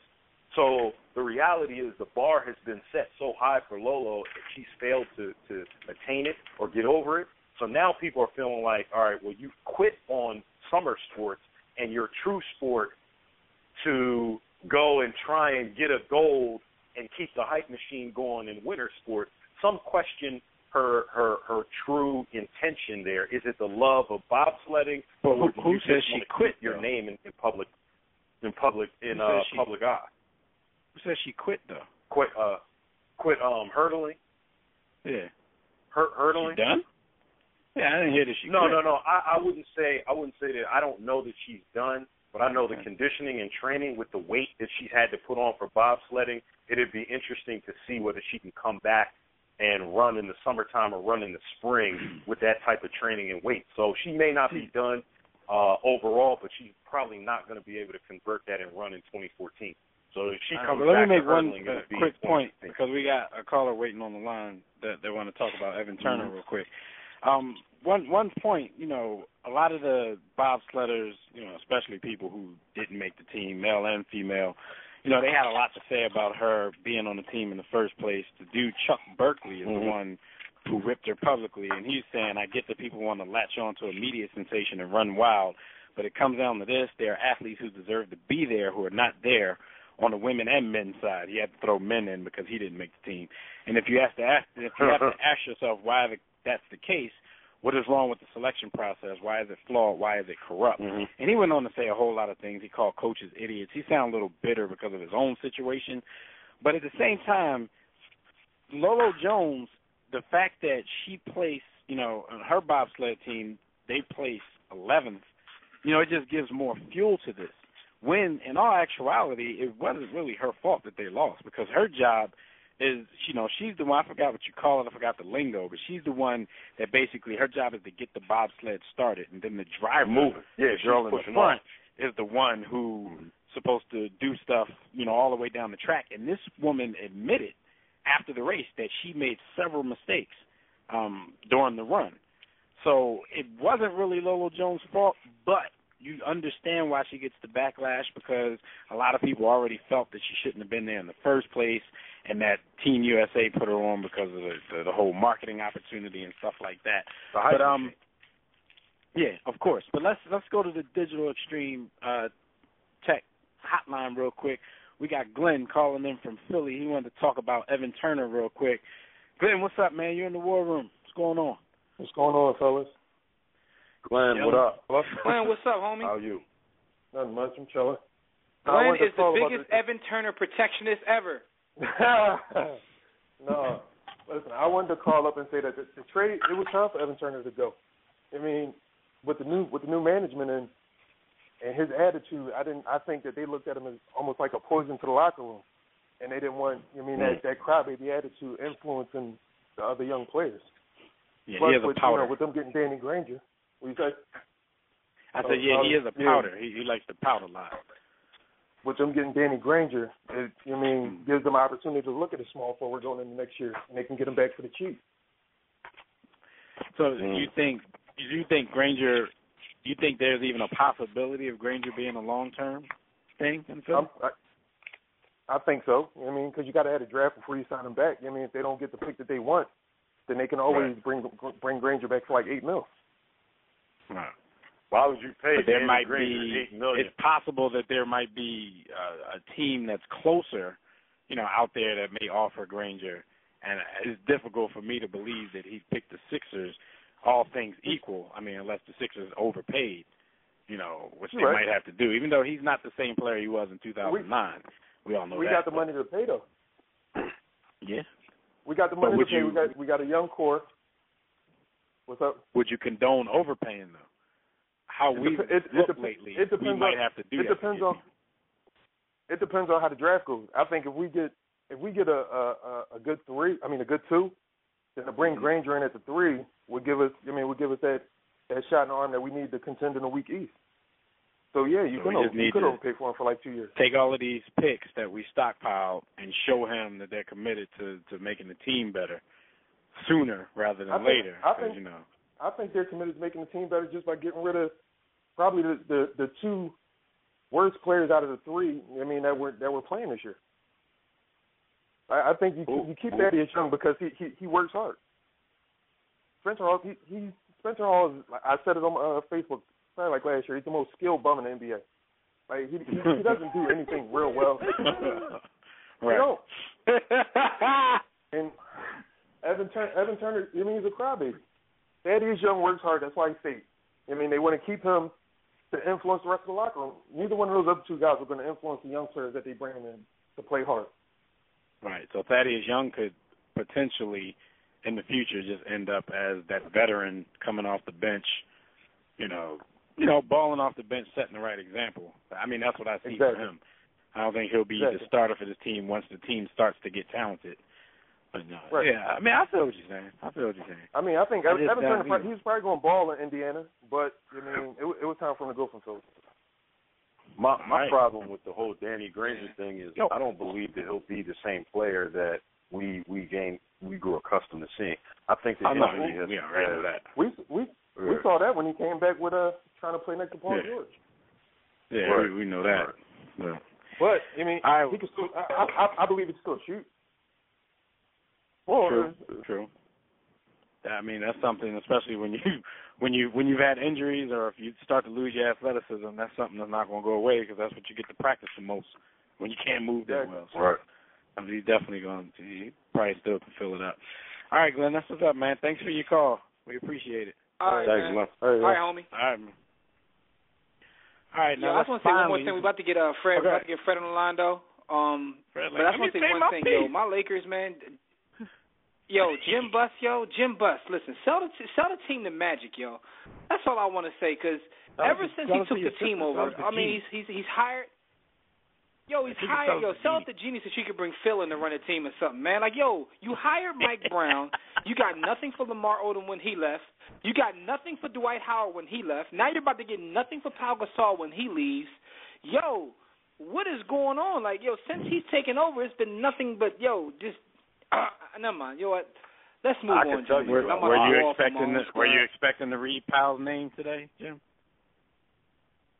I was hoping.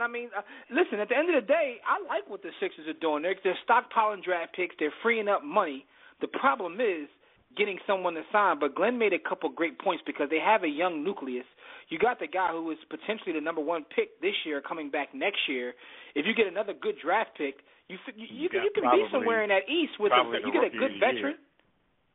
Yeah, you got the Rookie of the Year. That's what I'm saying. Like probably the Rookie of the Year. So you can actually make some moves with what you're doing. They're making the right moves. And now look at my team. You extend Kobe 2 years. He can't walk. Like, come on, man. Like, yo, he paid Nash. Everything he's done since he's taken over from me. Yo, his dad is turning over in his grave, man. I'm just saying, sell the squad to Magic, man. Magic with the Sparks. Tell him Magic to buy the Lakers, man, because that's not even a Barkleyism. That's real. He's turning over in his grave. Yo, that's real. Like, that's real. Look at the moves this dude has made. He gave Steve Nash $10 million a year to get to know the personal training staff better. And he gave Steve and Nash that's the a thing. job. Like, it's terrible, man. This was arguably the greatest franchise in sports, and you're just throwing money away. Yo, Kobe's gonna collect money for a couple more years for nothing.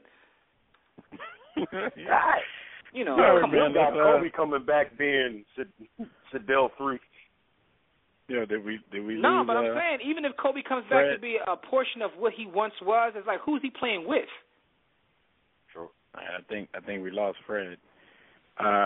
We're trying to get Fred Perdue back on the line. He's right back. He's going to give us his NFL Combine preview. Just a little primer, get you guys ready for what to expect, for a little bit of what to expect during the NFL Combine. But until he does that, we can talk a little bit. Let's talk about Tony Romo. He got some advice this week, and the advice he got was from one Mr. LeBron James. Now, the funny thing about this advice is that it came right after LeBron, who everybody knows is a Dallas Cowboys fan, was talking about how much he would like for the team to draft Johnny Manziel. But then he goes into his whole Romo diatribe talking about how Romo should just tune out his critics. He actually, Romo was at the Miami Heat game, so these guys actually got a chance to talk face-to-face. So he basically told Romo to go out there, play your game, don't worry about the critics. Giving him advice, I guess, that he can basically speak from experience. It was a little different because Tony Romo can't just roll out and go play with Joe Montana and Dan Marino and them, but it's advice that he could take. I mean, he probably does need to tune out the critics if he listens to it, because Tony Romo is one of the most criticized athletes in sports right now.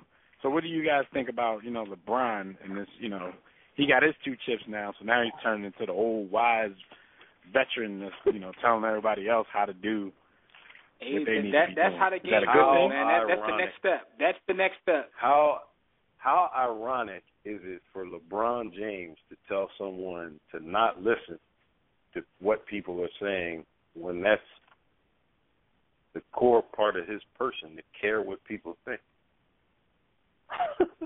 That's irony for you. That's my take. I don't have anything else.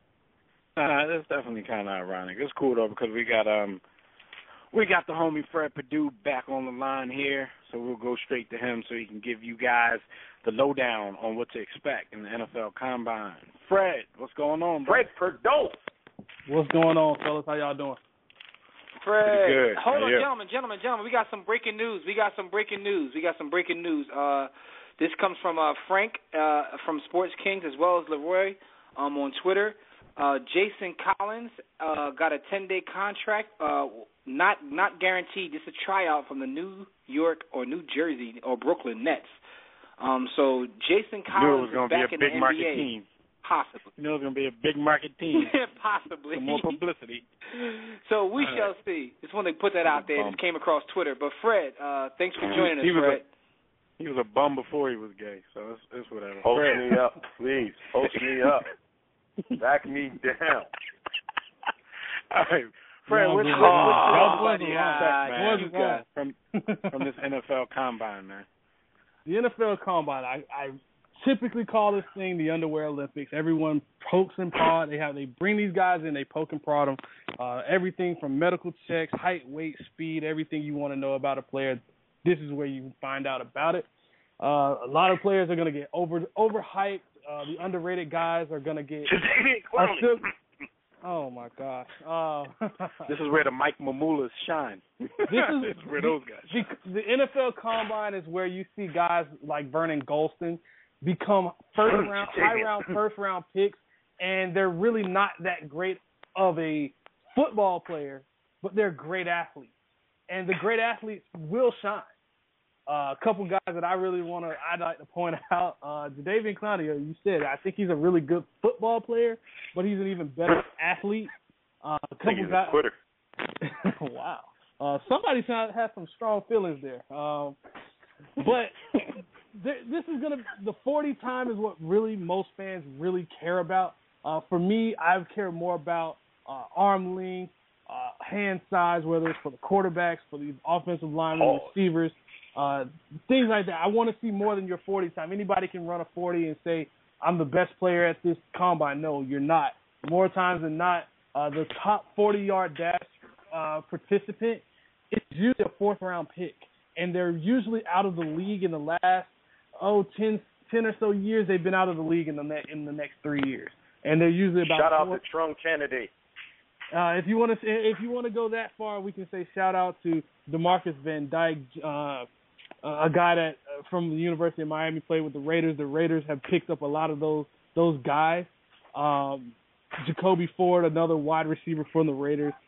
Everyone knows these height, weight, speed guys turn out to be more of an enigma than anything. For right now, today was the weigh-ins for the kickers, punters, tight ends, and offensive linemen, and there are some big offensive linemen. Some of the top offensive linemen in this combine, you have Seantrell Henderson, a guy that could be from the University of Miami that could be anywhere from a second-round pick all the way to being undrafted because of all of the character concerns. That's a huge range, yo. He looks the part, but the problem is he has so many issues off the field, quitting on his team, not playing at 100% every game.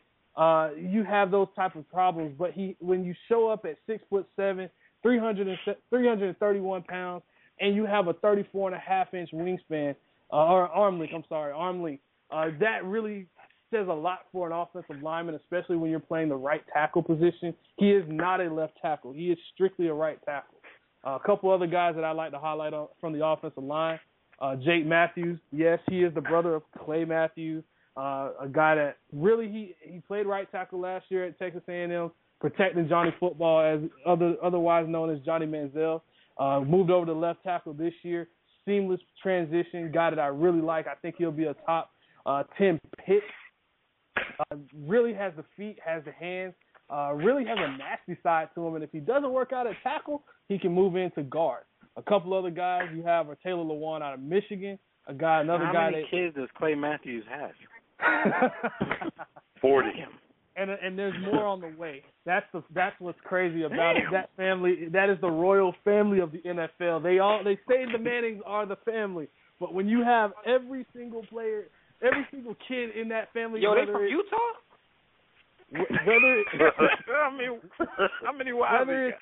Whether it's an offensive lineman or a linebacker or whatever it is, these guys are continuing to come out, and they even have a sister that is even really good in athletics. So the genes are strong. She's going to be in the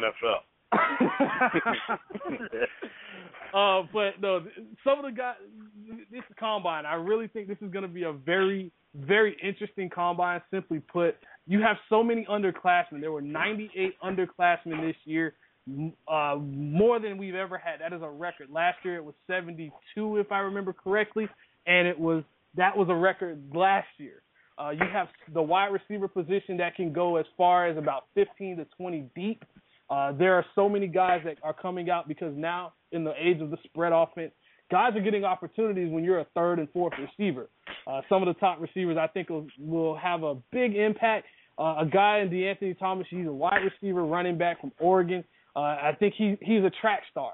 You already know that is what his deal is. He's going to be fast, but the question is his durability, his want to play football, because this year he actually, in times just like we can point out with Jadeveon Clowney as well, when you have injuries and you know there's an NFL contract on the horizon, you tend to slack off a little bit. Another quitter. But DeAnthony Thomas is one of those guys that is going to be helped out by Tavon Austin from last year, being drafted in the first round, a smaller guy but being very dynamic. DeAnthony Thomas was actually one of Snoop Dogg, at the time when he was coaching high school football, one of his guys. He was a top 5 player coming out of high school. Chose USC, decommitted from USC, went to Oregon. All of that great stuff. This kid is expected to run in the 4.3s. We also have a couple other guys in Martavius Bryant from Clemson, 6'5", unofficial right now, looking at about a 4.4, 4.3 40. Sammy Watkins is looking to run pretty well.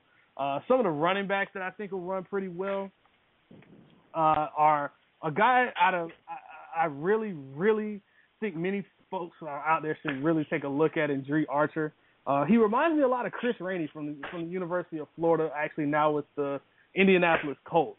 A little more straight line, but he looks to possibly run in the 4.2s. And we haven't had a guy that really – the 4.2s, you get a one or two of those guys every year that could possibly run. He could challenge that 4.24 that Chris Johnson put up a few years ago.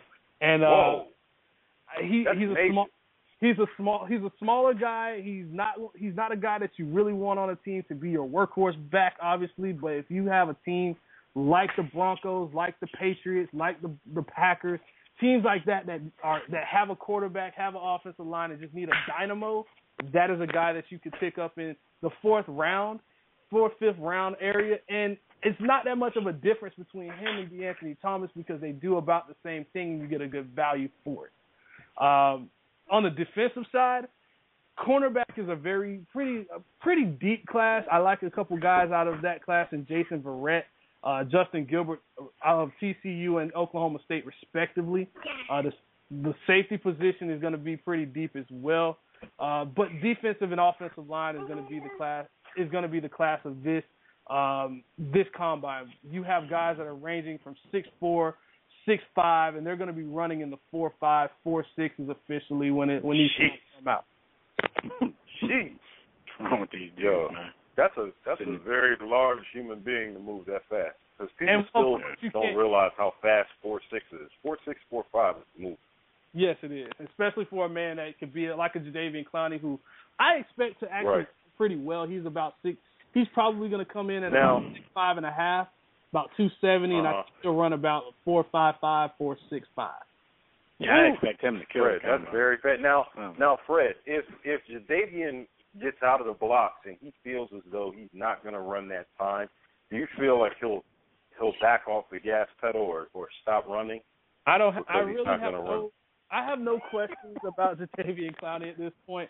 Honestly, if I am the Atlanta Falcons, and this is me personally, I've been at this thing since Atlanta really got a top 10 pick. I said if Atlanta had a chance, they should at that 6th spot try to move up within that draft order and try to move up to that number 2 position to get a pass rusher like Jadeveon Clowney, because at the end of the day, to stop quarterbacks in that division, you have Mike Glennon, who's not all that great, but still a developing player. You still have Cam Newton. You still have Drew Brees. You have to get to these guys. Mm-hmm. And if you can't stop those guys, they're going to light you up.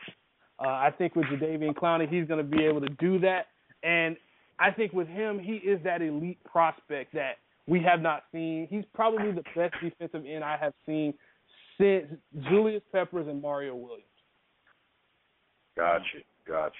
But we also now we can't go without talking about the quarterbacks. I know, Miss Devin, I know you've been harping on Teddy Bridgewater, so I'm gonna let you have that. I'll let you have that a little bit. The quarterback. Come the misquotes. The quarterback position is going to be something that is going to be highly debated. Simply put, there are a couple guys out there that aren't going to be throwing. Johnny Manziel has decided not to throw at the combine, and I think it's going to be more so can he answer the questions as far as the intangibles off of the field. I think if that is something that can be handled, I think he'll be fine. I just think his stature is going to be something we're going to have to really be worried about going forward. I mean, Drew Brees and Russell Wilson have shown you that all short guys can play quarterback. Some fans, allegedly, some fans say. And that's a fair point. I feel with Johnny Manziel, it's different. Johnny Manziel may be a little taller, but when you see a Johnny Manziel, you also know that he has a lot of flaws in his game versus Russell Wilson, who is more looking forward to throwing the ball rather than running the ball. Johnny Manziel makes a lot of flaws, has a lot of flaws in his game, where he throws off his back foot, he scrambles just to scramble. He has been in the pocket a lot more, but his weight transfer from his back foot to his front foot, his throwing mechanic, things like that, the technical aspect of the back position. He has a good arm, not a great arm. He's not the biggest guy, not the thickest guy. He has really big hands for a guy that's not that tall. He does have bigger hands than you would think, but I really think with Johnny Manziel, it's not the football aspect. You know he's a grinder. He's a guy that's going to come into your football program. He's not going to quit. And bring a leadership side. It's will he do the wrong thing off the field? Alrighty then. So with Johnny football, what you're saying is you have kind of a black quarterback. I will not. I'm going to say. What are y'all talking about? I'm going to pass on that question. Yeah. Okay. Strike that from the record. All right, look, that's what's up, because we only got a few minutes left in the show, and we know that Fred Perdue will keep us abreast of everything that's going on. Once the combine does start, we'll have him back on the air to let you guys, leading up to the combine, leading up to the draft, everything in the off season. Fred Perdue's your man. So let them know how they can keep up with you besides listening to us every Thursday. You guys can reach me on Twitter at FPurdueSports, as well as you can hit me up on the website, heavyinthegames.com. Under construction right now, but we'll be up and running soon. Looking forward to the NFL draft. By the way, Devin, got to say, Teddy Bridgewater is going to surprise you. I hope so. I'm rooting for him. I just, And today, I'm rooting for Johnny. He's going to prove you wrong, Mr. B. Austin. I'm rooting for Johnny Manziel to be better than Teddy Bridgewater and famous Jameis. That's a discussion we have for another day, because that's a good. I like that argument. That's an offline discussion. That is an offline. Thanks a lot, man, and we'll talk to you next week. All right, guys. Thanks for having me on. No doubt. All right, Freddie. Fred Perdue, everybody. HeavyInTheGames.com. He'll be another one that you can catch on that War Room Sports Podcast Network, coming to you soon. All right, fellas, a story that we've talked about, and let's keep it with the NFL, because this is a story that we've talked about for several weeks, and, the layers just keep peeling off. The Richie Incognito, Jonathan Martin, quote-unquote, bullying case. Now, Ted Wells, the investigator, he released his independent report last Friday concerning these allegations of workplace misconduct within the locker room of the Miami Dolphins. His report was 144 pages long. You can find it on the internet if you want to Google it and read it. We're not going to read it. We're just going to give you a few points, the main points from it, and then I want to know what you fellas feel about it.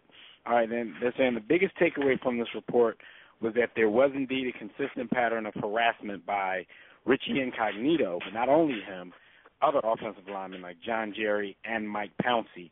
The harassment wasn't only directed at Jonathan Martin, but also at an unnamed Dolphins offensive lineman and an assistant trainer. So the most concise summary of the harassment, Ted Wells says, we find that the assistant trainer repeatedly was targeted with racial slurs and other racially derogatory language. Player A, which I guess was the guy who, the other player who was being harassed. That's not Jonathan Martin. Player A frequently was subjected to homophobic name-calling and improper physical touching. Martin was taunted on a persistent basis with sexually explicit remarks about his sister and his mother, and at times ridiculed with racial insults and other offensive comments. And he also said, we reject the assertion by Incognito that Martin has fabricated claims of harassment after the fact. With all this evidence, he also said even though Incognito, Jerry, and Pouncey verbally harassed Martin, they don't believe that they intended to drive him from the team or cause him any lasting emotional injury. So even in the report, you're saying, you know, dude might just be a little soft, and even though they find these guys guilty of doing this stuff, their intention was never for it to get to where it's gotten. Last point says, in short, the treatment of Martin and others in the Miami Dolphins organization at times was offensive and unacceptable in any environment, including the world of professional football players. So the fallout from this, fellas, the Dolphins just fired their offensive line coach. What is his name? Jim Turner. And they fired the head athletic trainer, Kevin O'Neill. And, I mean, I guess that fallout was because everything happened with guys from the offensive line, so the offensive line coach was fired. One of the trainers, I guess his assistant trainer was one of the people getting harassed, so they fired the trainer, I guess, for not handling everything. I heard someone say earlier today that they think the head coach, Joe Philbin, should have been fired. And I guess their logic behind that was he would be responsible, too. If he's the head coach, he should know everything that's going on in his team. But my thought on that was it probably was never anything really big enough for, you know, why does the head coach need to know that the offensive linemen are calling each other names in the meetings? Like, I don't know. What do you guys think about the fallout from this whole thing? Jimmy, go ahead. You got it. All right, good brother. For me, the whole thing is a disgrace. It shows the Dolphins organization. I understand that the head coach shouldn't know everything, but from everything I read, it sounds like he knew a lot more what was going on. I mean, you know, and something should have been done. It shouldn't have got to this point. I still disagree with the way things were handled on Martin's side. But at the end of the day, man, this whole thing is a disgrace, yo. I just say that because of this, you should just extract the Dolphins from the NFL because Miami, Florida in general, doesn't deserve football. And I'm trying to find a reason to get rid of a couple teams anyway. So let's just get rid of the Dolphins altogether. Who cares about Don Shula and that history? Let's move it to somewhere else. I have a different outlook, and I'm going to say that the most dangerous, disheartening, and completely negative thing about where society is today is the fact that we try and force what we believe is right and our values on people and put them in a position where they're acting disingenuously. An NFL locker room is not a place of political correctness. It's not a place where Kumbaya is sung. An NFL locker room is a brotherhood of men. Jonathan Martin.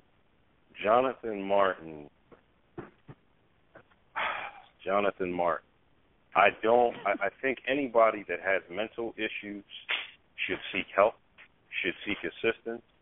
But I also believe that fundamentally you must stand up for yourself. I teach my children, you know, to be good people, to be, you know, positive with folks. When picked on, you know, first thing you do is tell a teacher. Second thing you do is address the person that is being rude to you or treating you meanly. And then the third thing you do is knock them the heck out if option 1 and 2 don't work. So what we're doing is we're stepping in and absolving Jonathan Martin of responsibility for his own humanity and manhood in this. And I'm reminded of the story of Myron Rolle, the NFL safety, a Rhodes Scholar from Florida State, and he tells a story about coming into the Florida State locker room where he was different than the other young men that were in there, who came from different circumstances, who didn't necessarily value education, didn't speak English, they spoke Floridian, and he was a foreign thing. So naturally, as a foreign thing, they're coming to test him. Myron Rolle understood that. He was educated, smart, 4.0 student, and he understood that if you test me, I got to knock you the F out. So he knocked someone the F out. He gained the respect of that locker room, and it was all done. Had he not done that, it could have turned into a Jonathan Martin situation, and we would be reading how terrible Florida State's program is. I don't think the Dolphins' locker room is any different than any other NFL locker room. I don't think that Richie Incognito is different than any other offensive line, nasty offensive lineman that handles business. I think that this is a scapegoat situation and the rest of society pushing its values on an NFL locker room. And the culture, by firing these dudes, that's not going to change the culture of an NFL locker room. So this is a sham. This is ridiculous. That's all I have, man. Mockery, a travesty. Yeah, it's a Trav sham mockery. I mean, to be 100% honest, I've taken that position before where, when we spoke on the show about Jonathan Martin and what he should do. I mean, truthfully, yeah, we saw a text exchange between these guys that spanned over some time. Other than that, we really don't know what was going on, but I do agree with you in saying, like, there's a point where you have to stick up for yourself. I don't think that it was ever a situation where it was even possible for him to feel like he was in danger, because this is an NFL locker room. These guys are getting paid millions of dollars. You're not going to hurt another guy on the team, just because you're quote-unquote bullying them. Like, what kind of trouble will you get into if, you do that to, frankly, the team's investment? You don't like to hear it come out that way. The only NFL these guys player are that you have to team, worry. So, go ahead. Go ahead. Sorry, Jeff. You said the only NFL player, what? The only NFL player you got to worry about hurting another NFL player is currently in jail, and that's Aaron Hernandez, because he hurts human beings. True. Outside of that, this is terrible. I mean, there was just a lot of stuff in this report that stood out to me. The offensive line coach, who is no longer the offensive line coach, Jim Turner, they had text that he sent to Martin on November 2nd. So basically, Jonathan Martin was just putting out all the information. Like, he had every piece of information they needed. But he sent a text to to Martin after Incognito was publicly implicated. And he basically told him that Richie is getting hammered on national TV. This is not right. You could put an end to all the rumors with a simple statement. Do the right thing now. And remember, back when this was happening, we were kind of saying the same thing. We're saying, if this isn't true, because remember, for a long time, we just didn't hear anything from Jonathan Martin. So we were figuring, man, they killing Incognito right now. I mean, we even had our share in killing him a little bit. But we started to notice that we weren't hearing anything from Jonathan Martin. So I felt the same way. Like, dag, what if this isn't true? Like, all he has to do is come out and make a statement, while this dude is getting hammered like that. And, come to find out, the offensive line coach, I guess, thought that they were close enough and they were friends enough to say that exact same thing to him. So you never really know. It's two sides of every story. But, I agree a lot with what you said, B. Austin, and there's just a time where you just have to stick up for yourself. I don't think even, they try to knock everybody when we try to, act like the culture in the NFL locker room is different from, certain things in day-to-day life. But, frankly, to be honest, it is. I just don't think it needed to get to this point. These are grown men who all can defend themselves if they just, stood up and did it. I don't think that this whole thing should have gotten to this point. I don't even think that we've had jokes. We've joked around and said, well, they should go out to the woodshed and get it in. I don't even think it had to be that. It could have been a simple conversation. Yeah, I don't bang like that, so y'all can't play with me like that. There's some stuff going on. But look, man, of course, every time we get into a deep conversation, it's time to go. So, Jimmy, let these people know what they need to know before we go. You already know. Thanks for joining us again in the War Room, everybody. Shout out to everybody in the chat room, those on Facebook and Twitter. All the callers who chimed in to holler at us, we appreciate it. Those we didn't get to, we will see you next week. Thanks again to Fred Perdue for joining us to give us his NFL Combine preview. Tune in next week, same time, same place, for some more great sports talk. We'll take you all around the world of sports once again. So until then, enjoy your week, and we'll see you right back here next time, next Thursday. Catch all of our conversations on Facebook and Twitter, which is at War Room Sports. And don't forget, all of our video content is on warroomsportstv.com. And make sure you download that mobile app to your iOS and Android devices. Tell your friends, family, your baby mother, all the Myras you know, download that mobile app. And until next time, everybody, don't accept mediocrity. Be steadfast in the war against ignorance. We'll see you chumps on top.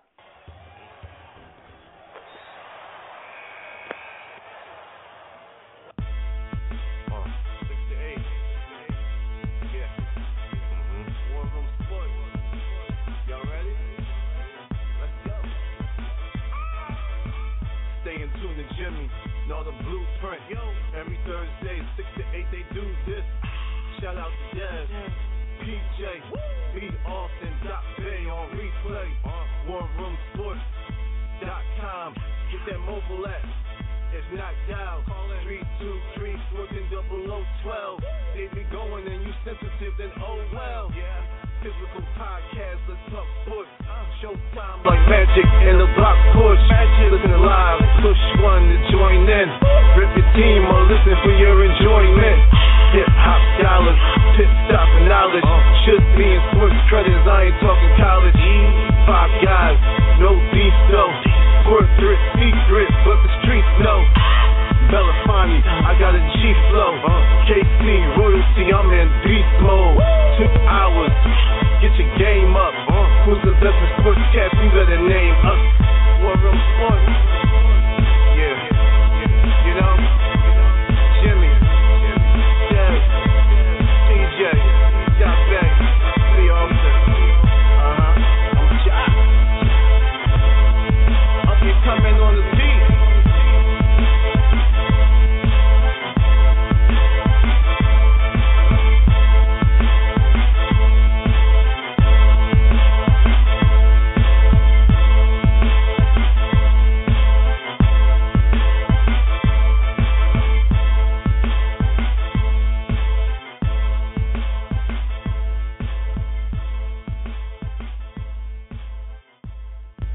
War Room Sports, www.warroomsports.com. What? Ain't no more to it.